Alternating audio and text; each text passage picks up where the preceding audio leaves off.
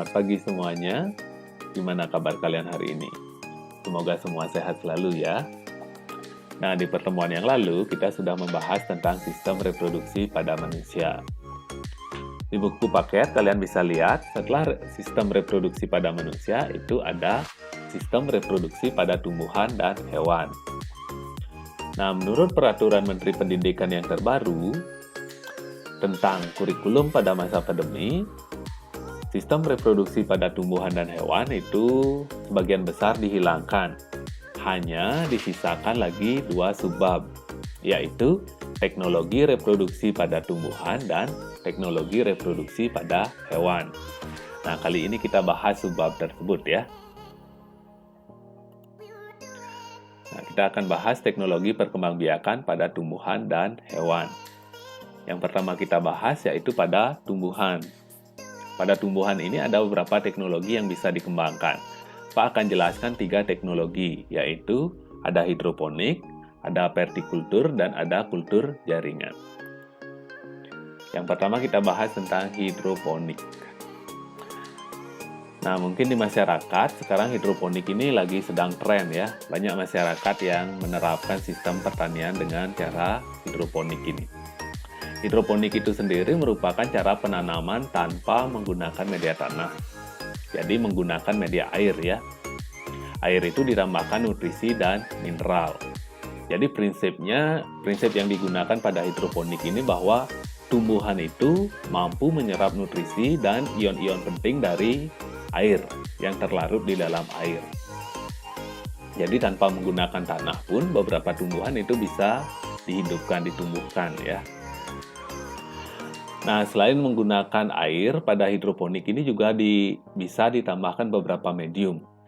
Seperti misalkan ada kerikil, arang, sekam. Tahu sekam? Sekam itu bahasa Balinya ot pesak ya. Kemudian bisa juga ditambahkan spon dan yang lain-lain. Jadi dia tidak menggunakan tanah. Nah, tanam yang sering dikembangbiakan dengan cara hidroponik itu biasanya berupa sayuran. Misalkan sawi, selada, tomat, mentimun atau timun, dan yang lain-lain. Nah, kita lihat gambarnya ya. Nah, ini gambar hidroponik. Mungkin kalian sudah sering sekarang melihat gambar seperti ini ya. Dia menggunakan pipa paralon yang cukup besar. Di pipa ini diisi air. Kemudian tumbuhan ditaruh di atasnya. Nah, kemudian ini gambar yang di bawahnya. Ini juga merupakan hidroponik ya. Hidroponik yang paling sederhana. Kalau yang di atas ini biasanya menggunakan nutrisi dan mineral. Kalau yang di bawah ini tidak. Mungkin di ruang kelas kalian juga ada seperti ini ya. Ini juga hidroponik. Nah, kita lanjut yang kedua. Ada vertikultur. Asal katanya dari verti ya, vertikal. Verti itu artinya vertikal. Vertikal itu atas bawah ya, naik turun vertikal. Nah, jadi vertikultur itu budidaya tanaman dengan cara membuat instalasinya secara bertingkat. Jadi bertingkat. Tujuannya itu untuk meningkatkan jumlah tanam. Jadi jika kita memiliki lahan yang sempit, kita bisa membuat tanaman yang banyak dengan cara menanamnya secara bertingkat. Nah, konsep ini cocok digunakan di daerah perkotaan ya, yang lahannya sempit.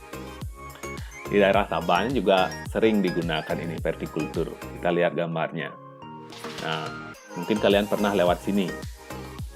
Kalau kalian lewat ke Pasar Tabanan, di sebelah timurnya itu ada kantor pemadam kebakaran.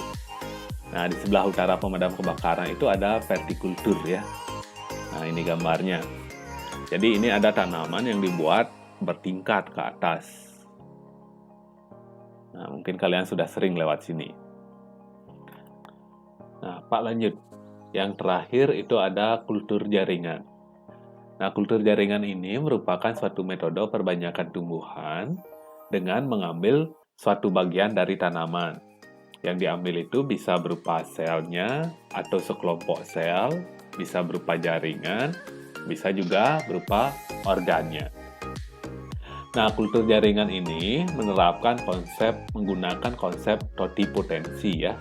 Di mana totipotensi itu semua bagian dari tumbuhan bisa tumbuh dan berkembang menjadi tumbuhan yang baru. Nah, itu disebut dengan totipotensi. Nah, bagian tanam yang tadi diambil itu selanjutnya ditumbuhkan dalam kondisi yang steril. Steril itu artinya tidak ada kontaminasi baik dari bakteri, jamur, virus, ataupun kuman ya. Kemudian pada mediumnya itu ditambahkan nutrisi dan juga hormon yang berupa zat pengatur tumbuh. Nah, setelah ditambahkan hormon dan nutrisi, bagian tanaman itu akan dapat memperbanyak dirinya. Dia akan berkembang menjadi tanaman yang baru. Dia memiliki organ yang lengkap, yaitu berupa akar, batang, dan daun. Kita lihat gambarnya. Nah, jadi di sini jaringan tumbuhan ini diambil, misalkan jaringan daunnya, ditaruh pada medium. Medium ini sudah diisi nutrisi dan hormon. Nah, beberapa waktu kemudian, dia akan tumbuh kalus. Ini akan menjadi bakal daun, kalus ini. Kemudian kalus itu akan berkembang menjadi tunas daun. Tunas daun akan berkembang menjadi daun, dan dia juga tumbuh akar. Kemudian berkembang lagi, menjadilah dia tumbuhan yang lengkap. Nah, itu pada tumbuhan ya. Sekarang kita bahas pada hewannya. Nah, ini pada hewan.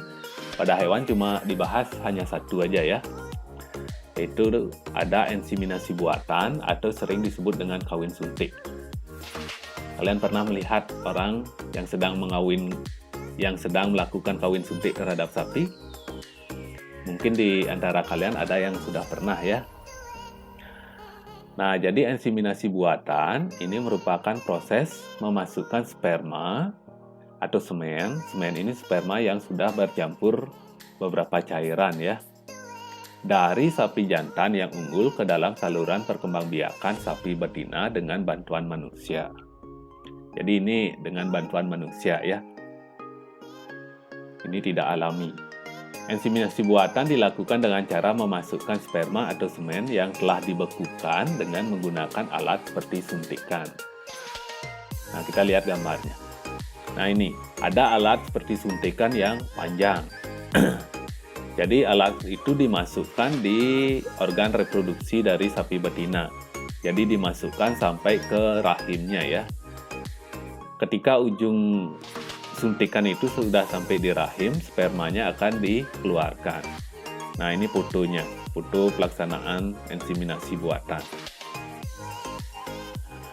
Nah, itu tentang teknologi reproduksi pada tumbuhan dan hewan ya.